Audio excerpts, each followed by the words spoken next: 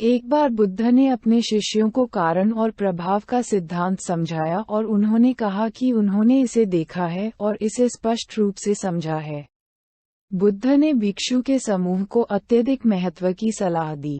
एक बुद्धिमान व्यक्ति के लिए यह उचित नहीं है, जो सत्य और साहित्य की रक्षा करता है और बनाए रखता है, इस निष्कर्ष पर पहुंचे कि यह अकेला सत्य है और बाकी सब झूठ है। युवा भिक्षु द्वारा सत्य को बनाए रखने या उसकी रक्षा करने के विचार को समझाने के लिए पूछे जाने पर, बुद्ध ने कहा, एक व्यक्ति के पास एक विश्वास होता है। यदि वह कहता है, यह मेरा विश्वास है, तो अब तक वह सत्य को बनाए रखता है। लेकिन इसके द्वारा वह आगे नहीं बढ़ सकता क्योंकि वह कह सकता है कि यह अकेला सत्य है और बाकी सब झूठ है। दूसरे शब्दों में, एक आदमी उस पर विश्वास कर सकता है जो उसे पसंद है, और वह कह सकता है, मैं इस पर विश्वास करता हूँ। अब तक वह सत्य का सम्मान करता है, लेकिन अपने विश्वास या आस्था के कारण उसे यह नहीं कहना चाहिए कि वह जो मानता है वह ही केवल सत्य है और बाकी सब झूठ है। बुद्ध कहते हैं, एक चीज से जुड़ा होना, एक निश्चित दृष्टिकोण से, और अन्य चीजों और विचारों को हीन दृष्टि से देखना, इसे बुद्धिमान लोग बेरी कहते हैं।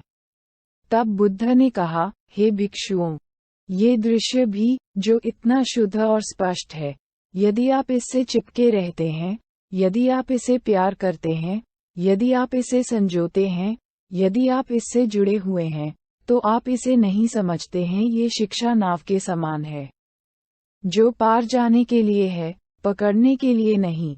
अन्यथा, बुद्ध इस प्रसिद्ध उपमा की व्याख्या करते हैं जिसमें उनकी शिक्षा की तुलना पार करने के लिए एक नाव से की जाती है, न कि पकड़कर अपनी पीठ पर ले जाने के लिए।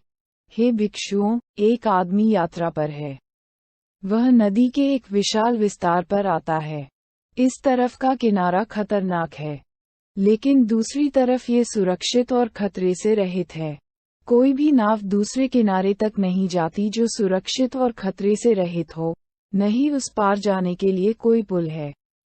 वह अपने आप से कहता है, ये नदी विशाल है और इस तरफ का किनारा खतरे से भरा है, लेकिन दूसरी तरफ ये सुरक्षित और खतरे से रहित है। कोई नाव दूसरी तरफ नहीं जाती है, नहीं पार करने के लिए कोई पुल है। इसलिए अच्छा होगा यदि मैं नाव बनाने के लिए घास, लकड़ी, शाखाएं और पत्तियां इकट्ठा करूं और नाव की मदद से अपने हाथों और पैरों से मेहनत करते हुए सुरक्षित रूप से दूसरी तरफ पार कर जाऊं। हे भिक्षुओं, फिर वह आदमी घास, लकड़ी, शाखाएं और पत्तियां इकट्ठा करके एक नाव बनाता है और उस नाव की मदद से अपने हाथों और पैरों से प्रयास करते हुए सुरक्षित रूप से दूसरी तरफ पार कर जाता है। पार करके दूसरी ओर पहुंचने पर, वह सोचता है, इस नाव ने मेरी बहुत मदद की। इसकी सहायता से मैं अपने हाथों और पैरों से परिश्रम करते हुए सुरक्षित रूप से इस ओर पार कर गया हूँ। अच्छा होगा यदि मैं यह नाव मेरे सिर पर या मेरी पीठ पर अपने साथ ले जाऊं, जहां भी मैं जाता हूं। आप क्या सोचते हैं, हे भिक्षुओं, अगर उसने इस तरह से व्यवहार किया तो क्या वह व्यक्ति नाव के संबंध में ठीक से व्यवहार कर रहा होगा? नहीं। बुद्ध भिक्षुओं ने कहा, तो फिर वह नाव के संबंध में किस प्रकार उचित कार्य कर रहा होगा? मान लीजिए कि पार करके दूसरी ओर जाने पर, उस मनुष्य को ये सोचना चाहिए, यह नाव मेरे लिए बहुत मददगार थी। इसकी सहायता से मैं अपने हाथों और पैरों से परिश्रम करते हुए सुरक्षित रूप से इस तरफ पार कर गया हूँ। यह अच्छा होगा अगर मैं इस नाव को किनारे पर लगा दूं, या इसे बांध दूं और इसे यहीं छोड़ दूं, और फिर मैं जहां भी जा रहा हूं वहां जा सकता हूं। इस प्रकार आचरण करते हुए वह मनुष्य उस नाव के संबंध में उचित आचरण करे। हे भिक्षुओं, इसी तरह मैंने नाव के समान एक सिद्धांत सिखाया है। ये पार करने के लिए है, न कि ले जाने के लिए। तुम जो उपदेश समझते हो, तुम्हें बुरी वस्तुओं और विचारों को तो त्याग ही देना चाहिए, पर अच्छी वस्तुओं और विचारों का भी मोह या अहंकार नहीं रखना चाहिए और उसे त्याग देना चाहिए।